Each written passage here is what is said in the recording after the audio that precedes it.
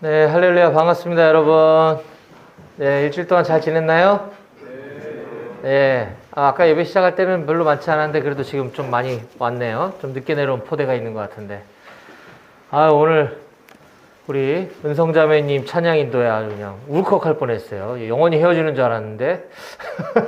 16주니까, 짧으니까, 뭐 짧지만 긴 시간이긴 한데, 또 우리가 기다리고 있겠습니다. 아무튼 오늘 찬양 인도가 거의 뭐 메시지 듣는 것 같아서 뭐 설교 따로 안 해도 될 것 같은 시간이 너무 부족하다 하는 생각이 드는데 너무너무 감사합니다.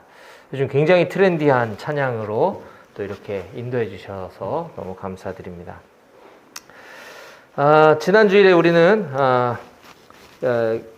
우리는이 아니라 지난주 예배 후에 우리 교회를 잘 섬겨주고 있는 우리 대대 군종병 2명의 우리 형제들하고 저하고 이렇게 면담, 상담하는 시간을 가졌습니다. 우리가 뭐 연초부터 제가 이제 이 교회에서 설교를 오긴 했지만 온라인으로 해왔기 때문에 1년 만에 이제 처음으로 만나서 이런저런 얘기하면서 서로 알아가는 좋은 시간이었던 것 같은데, 오늘도 마찬가지로 이제 예배 후에 이제 시간 되는 우리 용사들, 포대 군종병들하고 이렇게 면담하고, 그 다음에는 또 뭐 저녁을 얼마 안 남겨둔 우리 형제들, 또 새로운 우리 전입 신병들, 이렇게 그 다음에 몸통 중간 허리 되는 우리 형제들 순으로 이제 차차 이렇게 좀 얘기도 좀 하고, 예배에 대해서 또 신앙에 대해서 또 병영생활에 대해서 여러 가지 얘기를 나누면서 제가 도울 수 있는 부분이 어떤 게 있는지, 또 제가 무엇을 기도해야 되는지 서로 이렇게 좀 알아가는 시간을 좀 가졌으면 좋겠습니다. 또 이제 얼마 안 있으면 우리 예수님께서 이 땅에 태어나신 우리가 성탄 주일을 이제 얼마 앞두지 않고 있는데, 작년과 올해는 지금 이제 코로나19라고 하는 생전 듣도 보도 못한 이 사태로 인해서 우리가 집합 예배조차 드리기가 힘들었기 때문에 사실 성례전을 못 하고 있어요. 지금 2년 동안. 그래서 특별하게 뭐 또 민간 사역자가 부대에 들어오지 못하게 하지 않는 한은 성탄절기 예배 때는 이제 성례전을 좀 집례를 할까 합니다. 무슨 말인고 하니, 우리가 사회에 있을 때 혹은 훈련소나 심교대에 있을 때 우리 세례 받은 용사들이 있을 거고, 또 그렇지 않은 용사들이 있을 텐데, 같이 함께 여기서 말씀 듣고 예배 드리면서 내가 예수님을 믿고 싶습니다. 세례 받기 원합니다. 물론 이제 다 믿겠지만 제가 세례를 받았으면 좋겠습니다 하는 우리 형제들이 있으면, 각 포대 군종병이나 또 여기 같이 함께 예배 드리는 우리 간부님들 혹은 저 누구에게든 세례를 좀 신청을 해주시면, 다음 주부터 3주가 있는데 3주 중에 2주, 그러니까 여러분들이 이제 중간에 근무도 있을 수 있고 변수가 있기 때문에 2회에 걸쳐서 세례 교육을 실시하려고 합니다. 그래서 첫째 주, 둘째 주, 12월 첫째 주, 둘째 주, 그 중에 뭐 빠지는 날이 있는 사람은 셋째 주에 이렇게 보완 교육을 하면서 3주 동안 2회에 걸쳐서 세례 교육을 실시한 후에 성탄절 예배 때 세례식을 거행할 수 있도록 하겠습니다. 그래서 희망하시는 용사들은 꼭 신청해 주시기를 부탁드리겠습니다. 그리고 지금 밖에는 이제 우리 배고교회를 위문 오고 싶어 하시는 분들이 굉장히 많아요. 민간 교회와 뭐 개인 단체 등등등. 이번 주에도 제가 또 어느 교회에서 연락을 받았어요. 성탄절에 위문 가려고 하는데 갈 수 있냐. 그래서 그건 저도 잘 모르겠습니다. 그래서 기도가 많이 필요합니다라고 했는데, 하여튼 가급적 빠른 시간 안에 이제 민간인 출입이 좀 자유로워지고 위문 활동도 좀 활발히 있을 수 있도록 기도를 좀 많이 해줬으면 좋겠습니다. 저도 같이 기도하도록 하겠습니다. 자, 오늘은 요한복음 강해 설교 오늘 60번째 시간이거든요. 1장 1절부터 시작해서 오늘 60번째 요한복음 설교를 이어갈 텐데, 오늘은 요한복음 19장 17절부터 37절까지 말씀을 살펴볼 거예요. 17절부터 37절. 제가 이걸 본문으로 하려고 하다가 우리 오늘 누가 타이핑했나, 우리 한빈 형제님이 했나, 동해 형제님이 했나 모르겠는데, 이거 하다가 또 힘들어할 것 같아서 제가 그 중에 3절만 딱 짧게 뽑아서 오늘 아까 같이 읽었던 거고, 오늘은 17절에서 37절까지 말씀을 좀 살펴볼 거예요. 자, 오늘 설교 말씀의 제목을 함께 좀 따라해 봤으면 좋겠습니다. 여기 앞에 나와 있죠? 같이 한번 크게 읽어볼까요? 시작! 말씀을 성취하기 위해 죽으신 예수님. 그렇죠. 오늘 본문에 나와 있는 스토리는 한마디로 예수님이 십자가에서 이제 죽으시는 장면입니다. 예수님이 이 땅에 오신 목적이기도 하지만 굉장히 가슴 아프고 슬픈 얘기이기도 하죠.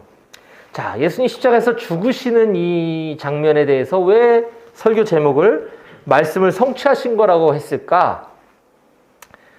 그럼 말씀을 성취하는 거란 도대체 무슨 의미일까? 예수님은 왜 굳이 십자가에 달려서 죽는 방법을 통해서 말씀을 성취하셨어야만 했나?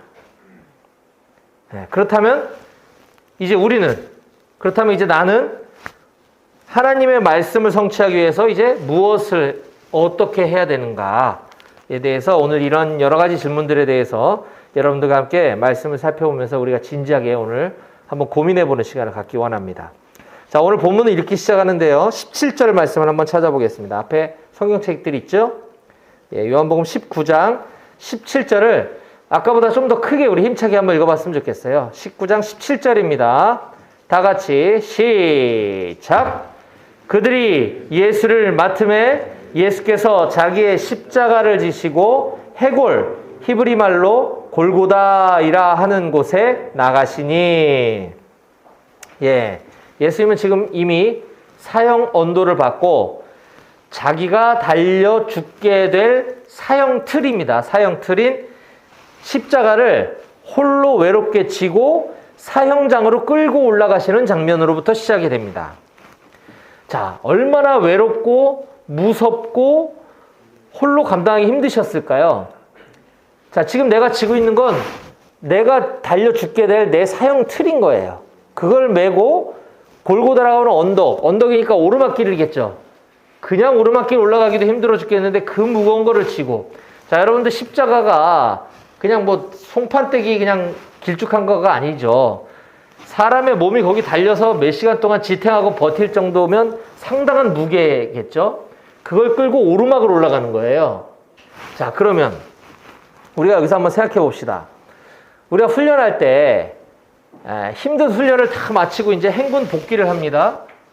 지금 지치고 힘든 상황에 있어요. 자, 빨리 부대 들어가면 쉴 수 있다는 희망이라도 있습니다. 물론 이제 발걸음은 천근만근이고 행군하기가 쉽진 않겠지만 그래도 이제 다 끝났다 훈련. 빨리 들어가서 쉬어야겠다라는 희망을 가지고 우리는 그 행군을 할 수 있는 거잖아요. 그렇죠? 그렇지 않나요? 예.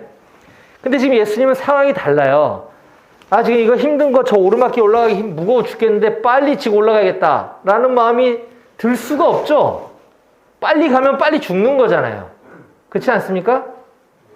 예, 예수님은 지금 미치겠다고 하면 좀 표현이 거시기 하지만 너무너무 힘들고 다리가 천근만근일 거예요. 그냥 올라가기도 힘든데 저기를 가는 순간 이제 내 인생은 끝나는 거죠. 난 죽는 거거든요.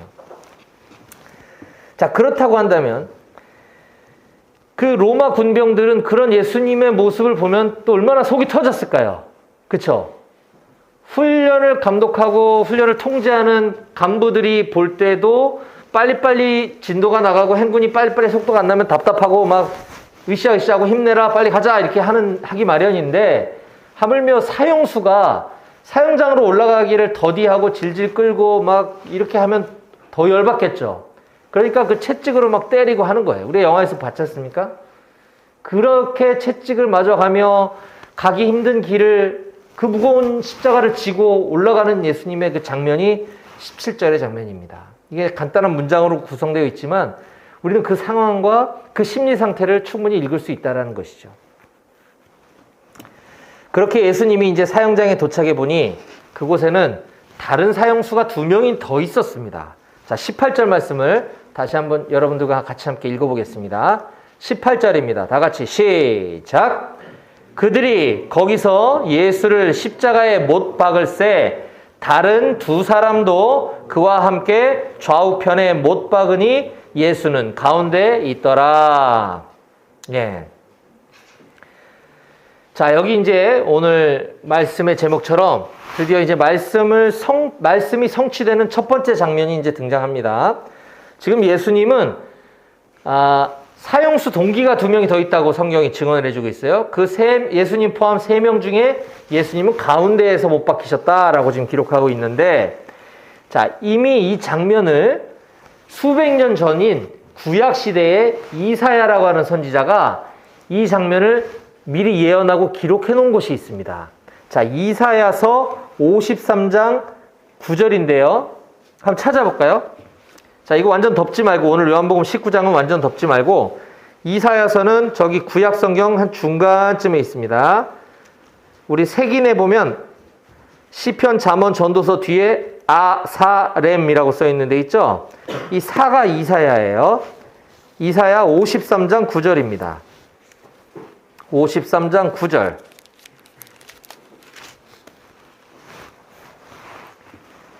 이사야서 53장 9절.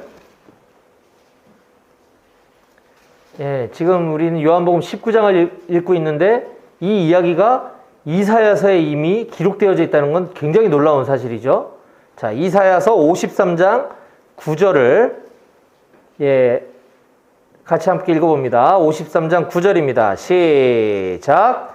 그는 강포를 행하지 아니하였고 그의 입에 거짓이 없었으나 그의 무덤이 악인들과 함께 있었으며 그가 죽은 후에 부자와 함께 있었도다.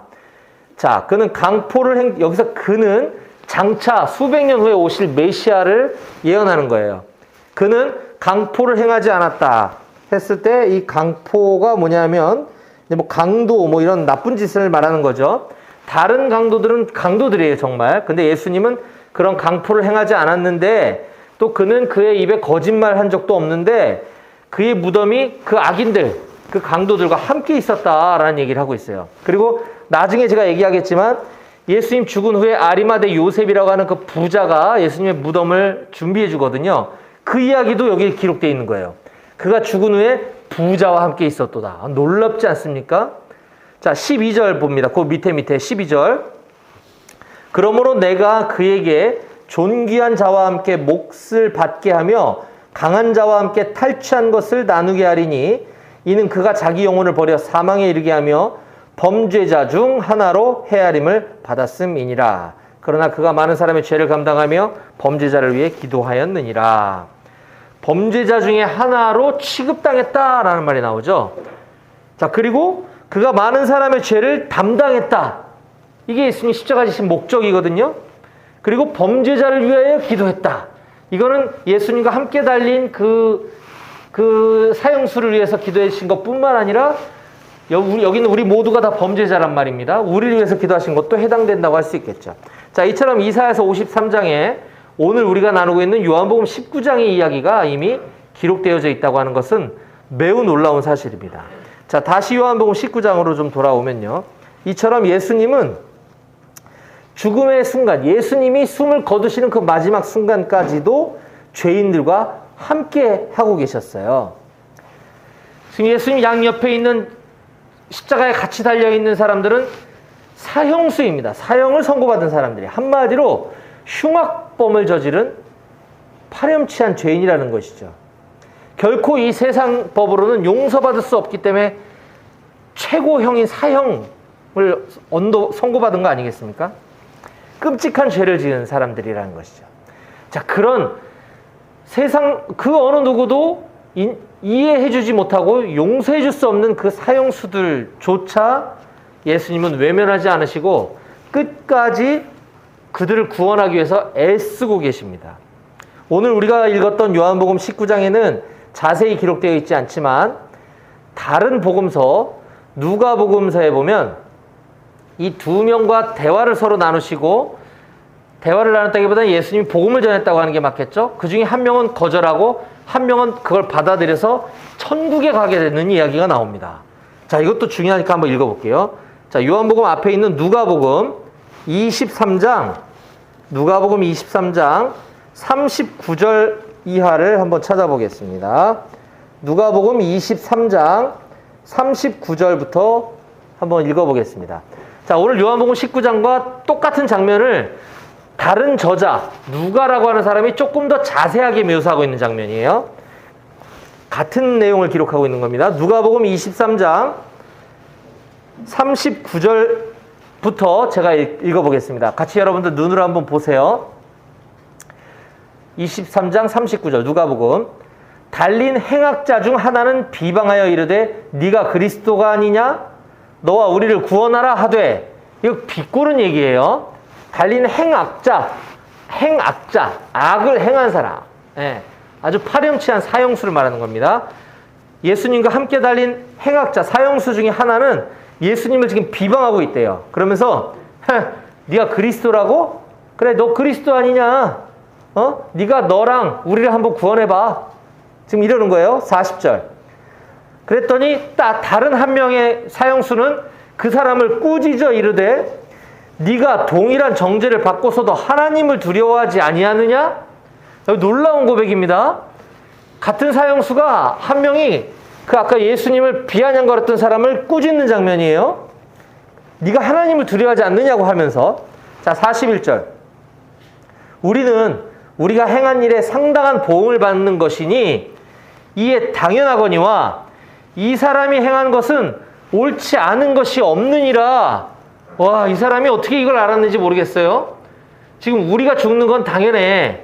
근데 이 사람은 그렇지 않아. 라고 얘기하면서 42절에 이르되 예수여, 당신의 나라에 임하실 때 나를 기억하소서 라고 하는 신앙 고백을 하자 43절에 예수께서 이르시되 내가 진실로 네게 이르노니 오늘 네가 나와 함께 낙원에 있으리라 하시니라. 아멘.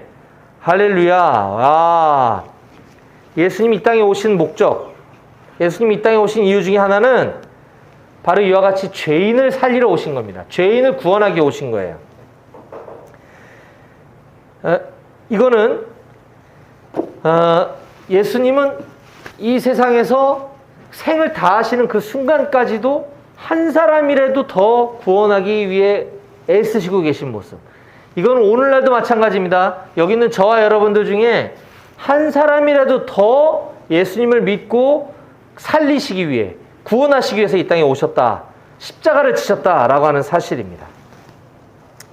저는 이 말씀을 기억할 때, 지금 누가복음 이 장면을 기억할 때마다 정말 큰 위로를 받아요. 뭐냐면 이 둘 중에 두 명 다, 이 사형수들은 세상에서 버림받았다기보다는 자기들이 저지른 죄가 너무 악하기 때문이죠. 그 어떤 종교도 이 사형수들이 구원받고 천국에 갈 거라고 이야기해주는 종교는 없습니다. 그렇지 않나요? 다른 모든 종교들은 착하게 살고 착한 일을 많이 베풀어야 좋은 곳에 간다고 얘기하잖아요. 이런 행악자들이 천국에 갈 수 있다. 갈 수 있는 기회가 이제 없는 거잖아요. 끝났잖아요. 이제 십자가에 달리면 시간 조금 지나면 죽으니까. 하지만 우리 기독교는 예수님이 그렇게 얘기하지 않으셨다라는 걸 우리가 보았습니다. 누가복음에. 만약에 그 사형수, 아까 예수여 당신의 나라에 임하실 때 나를 기억하소서라고 고백하자 예수님께서 내가 진실로 내게 이르노니 오늘 네가 나와 함께 낙원에 있으리라 라고 확증해 주신 그 사람, 그 사형수, 그 사형수의 가족이 만약에 예수님을 믿는 사람이 있었다고 한다면 그가 구원받고 천국에 갈 거라고는 아마 아무도 상상을 못할 거예요. 그렇죠? 왜냐하면 그가 감옥에 갇히기까지 교회를 한 번도 가보지 않았잖아요. 예수님을 몰랐던 사람이 어떻게 천국 갈 수 있을 거라고 우리가 상상을 하겠습니까? 그렇죠?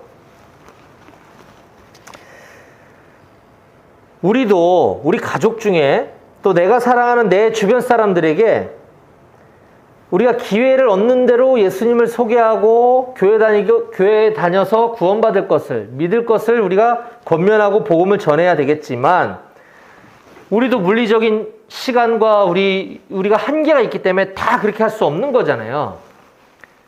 그런데 만약에 내가 미처 내 주변 사람들, 내 가족들에게 다 복음을 전하지 못했는데 그 중에 누군가가 만약에 이 세상을 떠난다면 얼마나 속상하고 슬픈 일이겠습니까? 그렇죠? 저도 제가 목사지만 아직까지도 제 가족 중에, 처갓집 식구들 중에 아직 예수님 믿지 않는 사람들이 있단 말이에요. 제 사랑하는 친구들, 아직 예수님 믿지 않는 사람들이 있단 말이에요.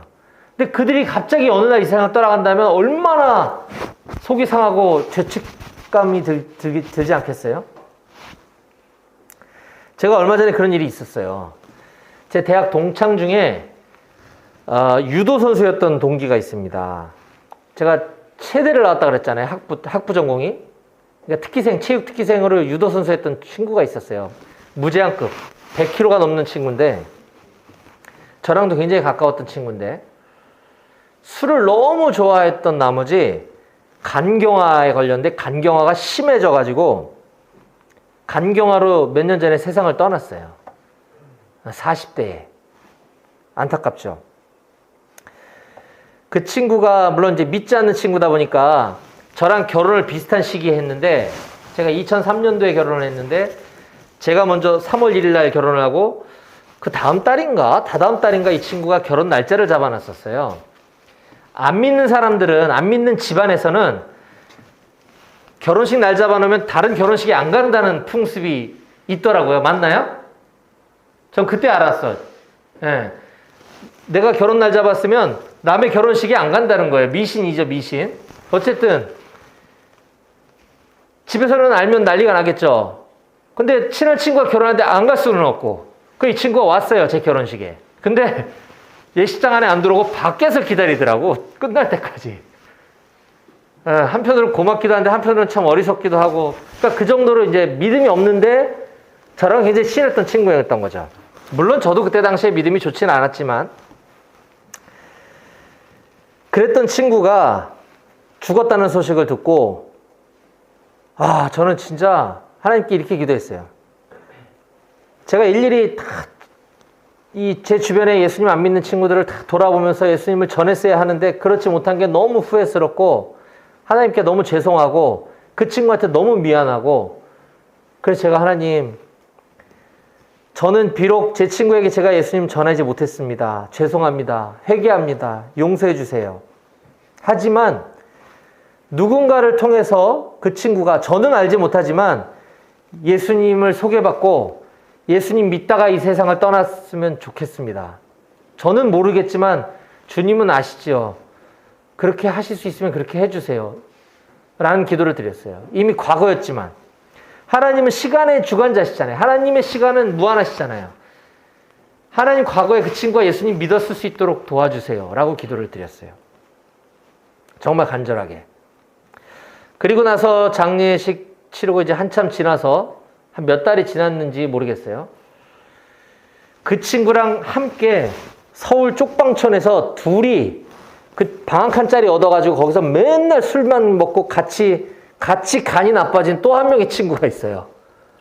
이 친구도 죽을 것 같아가지고 고향으로 돌려보냈는데, 지금도 아직 이 친구는 지금 간이 많이 상해가지고 정말 노인네처럼 이렇게 지 몸도 못 가누고 살아. 근데 나중에 이 친구가 예수님 믿고 지금도 신앙생활 열심히 하고 저한테 가끔씩 전화가 와요.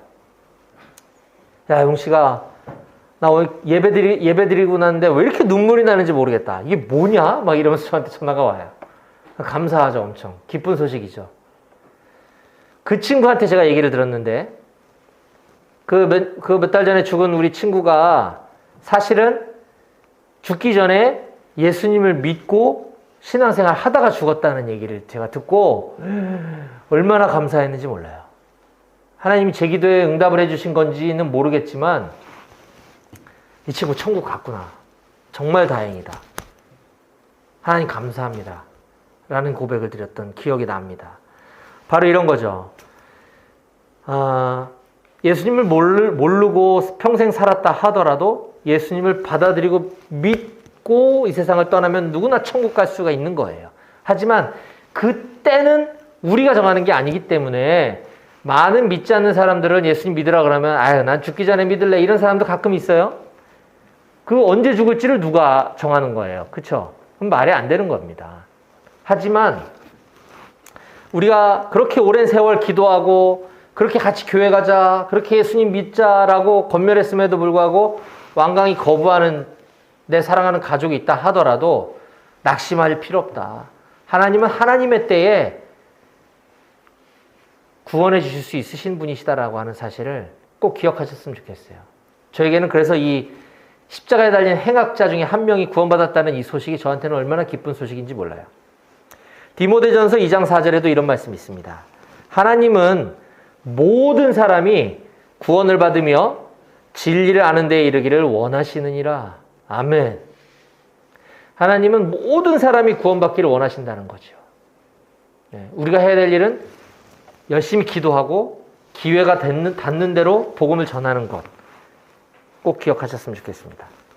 자, 십자가에 달리신 예수님께서 이제 입고 있던 속옷, 빤스까지 다 발가벗겨짐을 당하는 일이 발생합니다. 자, 요한복음 오늘 19장 23절 한번 읽어보겠습니다. 23절입니다. 오늘 19장 23절. 다 같이. 자, 졸리면 안 되니까 19장 23절 다 같이 시작. 군인들이 예수를 십자가에 못 박고 그의 옷을 취하여 네 깃에 나눠 각각 한 깃씩 얻고 속옷도 취하니 이 속옷은 호지 아니하고 위에서부터 통으로 짠 것이라. 예. 군인들이, 여기서 말한 군인들이랑 이제 그 사형을 집행하는, 그때는 뭐 군인이 교도관 역할도 같이 했었던 것 같아요. 예수님 십자가에 못 박고 그의 옷을 뺏었다는 거죠. 근데 속옷까지 취했대요. 그럼 뭐겠어요? 빨가벗겨진 거잖아요, 예수님. 맞죠? 네, 우리는 영화 속에서 십자가에 달려 계신 예수님의 모습이 우리의 잔향 속에 남아있기 때문에 예수님은 항상 타잔 같은 아랫도리만 이렇게 가린 채로 십자가에 달려있는 모습이 늘 머릿속에 남아있습니다. 하지만 실은 그게 아니라 홀딱 벗겨진 채로, 빨가벗겨진 채로 돌아가신 거예요. 굉장히 수치스러운 거겠죠? 근데 여기 굉장히 중요한 의미가 있습니다, 사실은. 예수님은 그 수치까지도 감당하시며 돌아가신 건 맞지만 지금 이 장면, 예수님 빤스까지 뺏기는 이 장면이 굉장히 중요한 의미가 있는데, 자, 본래 하나님께서는 창세기에 보면 태초에 천지를 창조하시고 자연계를 만드시고 첫째 날 뭐 만드시고 둘째 날 뭐 만드시고 쭉 나오죠. 그리고 인간을 만드실 당시까지, 자, 인간이 만들어졌어요. 이때까지만 해도 이 세상에 죄가 들어오지 않았습니다. 죄가 없는 상태. 이때는 수치라든가 부끄러움이라는 단어 자체가 존재하지 않았어요. 그래서 그냥 자연스럽게 빨가벗고 다녔던 거죠. 이것도 한번 가봅시다, 우리. 창세기 맨 앞에 있죠. 성경책 맨 앞에 있는 창세기 2장 25절. 2장 25절입니다. 찾기 쉽죠? 창세기 맨 앞에 2장 25절. 네, 오늘 재밌는 거 제가 많이 보여드리는 거예요. 창세기 2장 25절. 자, 아담과 그의 아내 두 사람이 벌거벗었으나 부끄러워하지 아니하니라. 네, 이때 죄가 없었기 때문에 부끄러움을 모르는 상태, 아주 자연스러운 상태였던 거예요. 그런데 하와가, 아담의 아내가 뱀, 사탄의 꼬임에 넘어가서 하나님의 말씀을 어기고 선악과를 따먹는 중대 범죄를 저지르게 됩니다. 아니, 목사님, 무슨 선악과나 따먹는 게 중대 범죄입니까? 또 안 믿는 사람들이 이런 얘기를 많이 해요. 선악과 한 개를 따먹든 두 개를 따먹든 밤을 따먹든 도토리를 따먹든 종류를 뭘 먹든 그 양이 얼마든 이게 중요한 게 아닙니다. 하나님께서는 너희가 여기 있는 거 다 가져도 돼. 뭐든지 다 가져. 다 먹어. 근데 저것만은 안 돼 라고 말씀하셨으면 그건 하나님의 명령이에요. 하나님의 명령을 어긴 것이 중대범죄라는 겁니다. 인간의 죄는 하나님의 말씀을 지키지 않기 때문에 오는 거거든요. 아무튼 그 일로 인해서 정말 이 낙원과 같은 이 세상에 죄가 들어오게 되죠. 죄가 들어온 결과 수치와 부끄러움이 생기기 시작합니다. 자, 하나님께서 만드신 완전한 상태를 인간이 거부한 결과 나타나게 된 게 수치와 부끄러움인데, 자, 창세기 곧 뒤에 3장 5절 이하를 한번 보겠습니다. 3장 5절. 제가 읽어드릴게요. 5절 이하 7절까지 봅니다. 너희가 그것을 먹는 날에는 너희 눈이 밝아져 하나님과 같이 되어 선악을 알 줄 하나님이 아심이니라. 이거 사탄이 뱀이 지금 하와를 꼬드기는 장면이거든요. 봐봐요. 선악과를 그냥 따먹는 이게 자체가 죄가 아니라 이 마음을 넣어준 거거든요. 자, 너네가 그걸 먹으면 눈이 밝아져서 하나님과 같이 되는 거야. 하나님은 그걸 알고 계셔서 너보고 먹지 말라는 거다. 너 하나님처럼 되고 싶지 않니? 여자가 그 나무를 본즉 먹음직도 하고 보암직도 하고 지혜롭게도 할 만큼 탐스럽기도 한 나무인지라. 여자가 그 열매를 따먹고 자기와 함께 있는 남편에게도 주매 바보같이 그도 먹은지라. 바보같이란 말은 없지만 7절. 이에 그들의 눈이 밝아져, 여기까지만 보면 좋은 말인 것 같아요. 이에 그들의 눈이 밝아져 자기들이 벗은 줄을 알고 무화과 나무 잎을 엮어 치마로 삼았더라. 이게 시키지도 않은 짓을 한 이유는 죄가 들어왔기 때문에 수치와 부끄러움이 들어온 거거든요. 그래서 지들이 스스로 무화과 나무 따다가 그거를 엮어갖고 치마 만들어서 부끄러운 데를 가렸다는 거예요. 자, 그 밑에 21절을 봅시다. 21절. 여호와 하나님이 아담과 그의 아내를 위하여 가죽옷을 지어 입히시니라. 내가 하나님 같았으면 이무시 새끼들 이게 다 벗어. 이거 뭐 하는 짓이야? 막 이랬을 것 같아. 근데 하나님은 가죽옷을 손수 지어서 이걸로 입어라 라고 지금 주시는 장면이 나와요. 자, 우리 인간의 죄를 가려주시기 위해 하나님께서는 친히 손수 가죽옷을 지으려면 어떻게 되겠어요? 가죽이 식물에게서 나오는 게 아니잖아요. 가죽이라는 단어는 동물에게서 나오는 거죠. 그렇죠? 가죽으로다가 옷을 만들려면 동물을 잡아서 죽여야지 가죽을 만들어낼 수 있는 거잖아요. 그렇죠? 이 하나님이 친히 동물을 잡아서 동물을 잡으려면 죽여야 되고 피를 흘려야 되겠죠. 그렇게 해서 만든 가죽 옷으로 우리 인간들의 죄를 덮어주셨다는 것입니다. 이 장면이 구현되고 있는 게 바로 오늘 요한복음 19장의 예수님의 십자가 사건이에요. 하나님은 인간의 죄를 가려주시고 덮어주시기로 결정하시고 희생 제물을 잡아 죽여서 우리의 죄를 없애주시는 것입니다. 이게 창세기에 나와 있는 장면이 오늘 예수님의 십자가 사건, 하나님의 말씀이 성취되는 또 하나의 장면이라는 것을 우리가 알 수 있는 것이죠. 자, 다시 요한복음 19장으로 다시 돌아와서 지금 로마 군인들이 십자가에 달린 예수님의 옷을 나누어 가지는 장면도, 이 장면은 뭐 좀 사소한 장면이긴 하지만 이 또한 이미 오래전에 구약 성경에 예언되어 있다는 거예요. 자, 다시 요한복음 19장 24절. 군인들이 서로 말하되 이것을 찢지 말고 누가 얻나 제비를 뽑자 하니 이는 성경에 그들이 내 옷을 나누고 내 옷을 제비 뽑나이다 한 것을 응하게 하려 함이러라. 군인들은 이런 일을 하고. 자, 지금 요한복음의 저자인 요한은 의도적으로 이 말을 여기다가 적어 넣었어요. 군인들이 이건 그냥 관찰만 했다면 군인들이 거기서 제비 뽑고 예수님의 속옷을 빼앗더라. 끝. 이렇게 해도 되는데 거기에 나레이션을 첨부하고 있는 거죠. 이것은 성경에 그들이 내 옷을 나누고 내 옷을 제비 뽑나이다 한 것을 응하게 하려 하기 위해서 지금 군인들이 이러한 짓을 하고 있는 거다라는 거예요. 자, 지금 우리가 읽은 요한복음도 성경인데 무슨 성경에 뭐 이런 말이 뭐냐. 이 요한복음이 쓰여질 당시에 그들이 가지고 있는 성경은 구약 성경이잖아요. 구약 성경에 이 장면이 기록되어 있는 거죠. 자, 어디 나오는 거 하니? 시편 22편 17절 18절에 나옵니다. 이건 제가 읽어드릴게요. 시편 22편은 다윗이 지은 시인데요.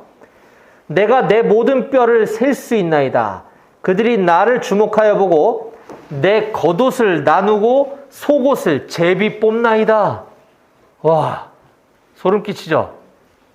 다윗 왕이, 다윗이 시편에, 구약 성경에 다윗은 메시아, 장차 이 땅에 오실 메시아를 예표하는 인물 중에 한 명이거든요.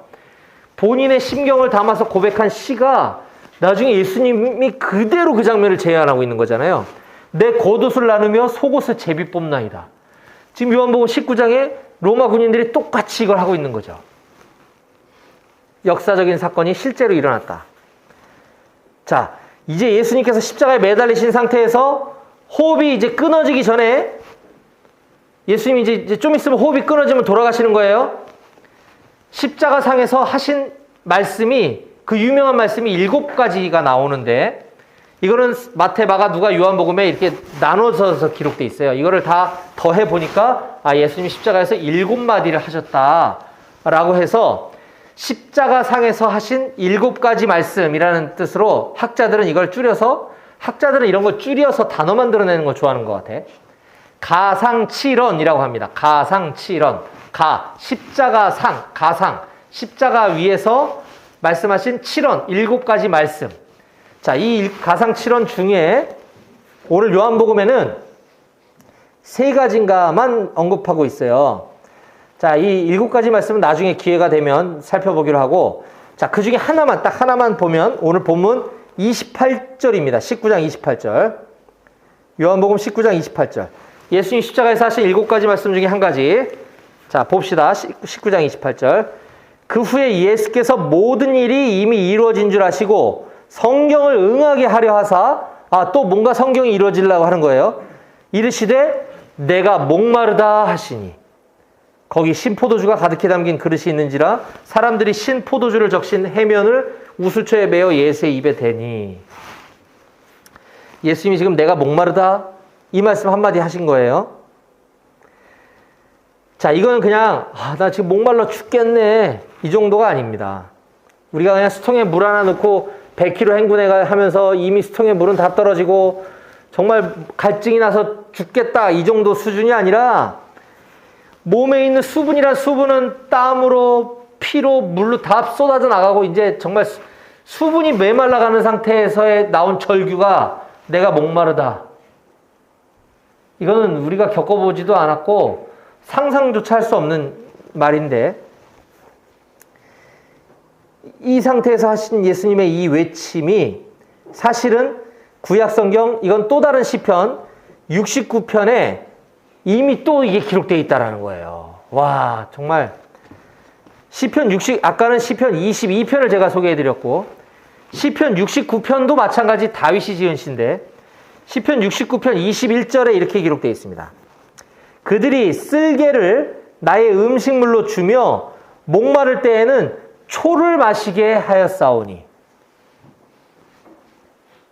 예수님 십자가에서 내가 목마르다 하시니까 거기 신포도주가 가득히 담긴 그릇이 있는지라 사람들이 신포도주를 적신 해면을 우슬초에 메어 예수 입에 대니.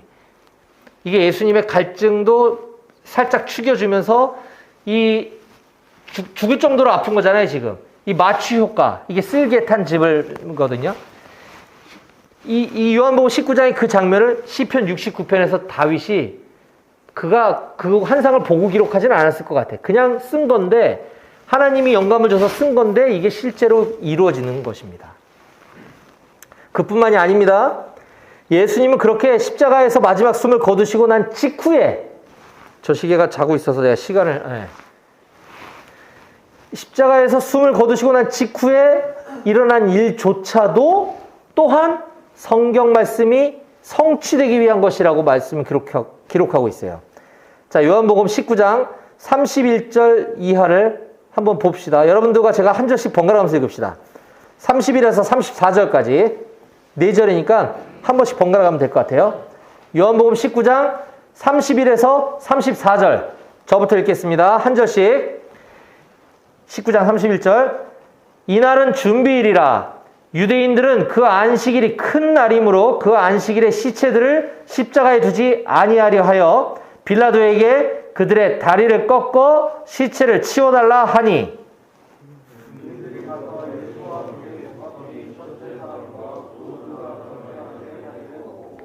예수께 이르러서는 이미 죽으신 것을 보고 다리를 꺾지 아니하고. 예, 아멘. 자, 죽은 시체의 다리를 꺾는 행위. 자, 이건 뭐냐? 이미 죽었다고 보여지지만 혹시 안 죽었을까봐 완전히 확인 사살하는 거예요. 다리를 꺾었다는 거는. 원래 십자가 사형이라는 것은 십자가에 매달아 놓고 죽을 때까지 놔두는 거예요, 그냥. 그럼 이제 죽었다 싶으면 끄잡아 내려놓고 짐승들의 밥이 되도록 놔두는 거예요. 저도 지금 운전하면서 이렇게 오다 보니까 도로에 로드킬이라고 그러죠, 왜? 짐승들 죽어 있잖아요. 그러니까 막 까마귀 떼들이 막 달려들어 있었고, 막 난 빨리 가야 되는데 빵빵 하면서 이제 가면 까마귀들이 다시 쫙 흩어졌다가 차 지나가면 또 와서 뜯어먹죠. 시체를, 동물 시체를. 십자가 사형이라는 게 그런 거거든요. 죽을 때까지 놔뒀다가 그냥 방치시켜서 짐승들이 뜯어먹게 하는 건데, 이날은 유대인의 준비일이라 명절, 6월절 큰 명절을 앞두고 저 시체를 빨리 치워버렸어야 되는 거예요. 그래서 빨리 죽으라고 다리를 꺾는 거죠. 지금 이 장면인데, 그런데 지금 다른 그 두 명의 강도들의 다리는 꺾었는데 33절에 보니까 예수께 이르러서는, 이게 죽어있는 시체한테 가서는 이미 죽은 걸 보고 다리를 꺾지 않았다 이렇게 나와 있어요. 그게 뭐 대단해? 이미 죽은 건 똑같은데. 그리고 34절에 그 중에 한 군인이 창으로 옆구리를 찌르니 곧 물과 피와 나오더라. 어차피 확인 사살은 한 거야. 똑같아. 창으로 옆구리 찔러서 죽을 때까지 죽었나 안 죽었나, 안 죽었으면 아야야 했을 거 아니에요. 계속 찔러서 피와 물 다 뺀 거나 다리를 꺾는 거나, 이 옆구리 찌르는 게 더 잔인하겠다 뭐. 그렇지 않나요? 근데 이게 뭐가 중요해? 왜 이렇게 길게 얘기한 거예요 도대체? 이 또한 이미 기록되어 있는 400여 년 전에 기록되어 있는 구약 성경의 말씀이 성취되기 위한 거다라는 걸 지금 얘기하고 싶은 거예요. 요한복음의 저자는. 36절, 이 일이 일어난 것은 그 뼈가 하나도 꺾이지 아니하리라 한 성경을 응하게 하려 함이라. 자, 요거는 시편 34편에 나와 있어요. 제가 읽어드릴게요. 시편 34편 19절 20절. 의인은 고난이 많으나 여호와께서 그의 모든 고난에서 건지시는도다. 그의 모든 뼈를 보호하시며 그 중에서 하나도 꺾이지 아니하도다. 네, 시편 34편에 뭔가 지금 이 장면을 요한복음을 안 보고 시편만 보고 있으면 이게 뭔 소리야 도대체. 의인이 고난을 많으나 여호와께서는 그의 모든 고난에서 건지시는데 그의 모든 뼈를 왜 보호해 도대체. 그리고 그 중에 하나도 꺾이지 않는다? 이게 뭔 소리야? 라고 할 수 있는데 이것이 바로 요한복음 19장에 일어날 일을 지금 다윗이 시편 34편에서 기록해 놓고 있는 겁니다. 자, 말씀을 마무리해 볼게요. 사랑하는 여러분, 오늘 우리는 말로만 들어왔던 예수님이 십자가에서 그 마지막 숨을 거두는 그 장면에 대해서 자세하게 제가 설명을 해드렸습니다. 하나님께서 오늘 우리에게 주시는 교훈은 예수님의 죽으심은 결코 우연한 사건이 아니다. 과거에 살았던, 한 시대를 살았던 어떤 위대한 성인이라 불리우는 예수가 그의 어떤 특별한 능력과 자비와 사랑으로 이 위대한 일을 이룬 것이 아니라 예수는 석가나 공자와 같은 사람 중에 한 명으로서 매우 훌륭해서 십자가에 죽으신 게 아니라 이 모든 것들은 천지 만물을 창조하시고 천지 만물을 주관하시는 역사의 주인공 되신 하나님의 계획 속에서 이미 오래전에 다 디자인되어져 있었던 것이다. 구약 성경이 이미 다 디자인되었던 것이 요한복음 19장에서 일어난 일이다라는 것입니다. 이게 중요한 거예요. 자, 그러므로 우리는 하나님의 말씀이 기록된 이 성경, 이 책이 얼마나 신뢰할 만한 책인가를 우리가 알 수 있는 것이죠. 이 성경이야말로 역사의 정확한 예언과 성취가 기록되어 있는 것입니다. 근데 성경은 거기서 끝나지가 않아요.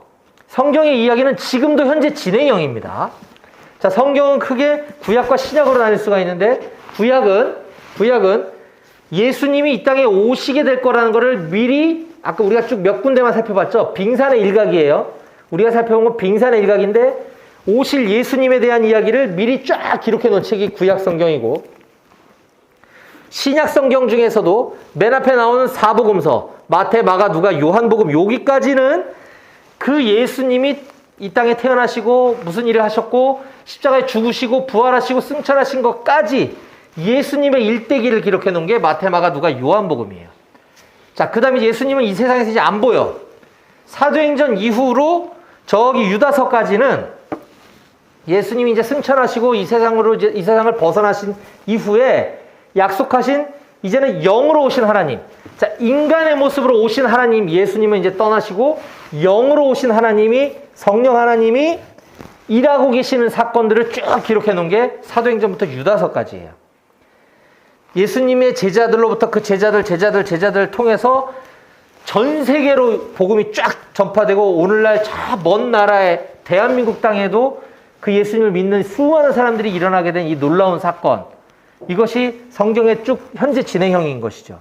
그리고 성경 66권 중에 가장 마지막에 나와 있는 요한계시록은 아직 일어나지 않은 일, 지금 현재 시대에 미래에 일어날 일을 예언해 놓은 책이 요한계시록인 겁니다.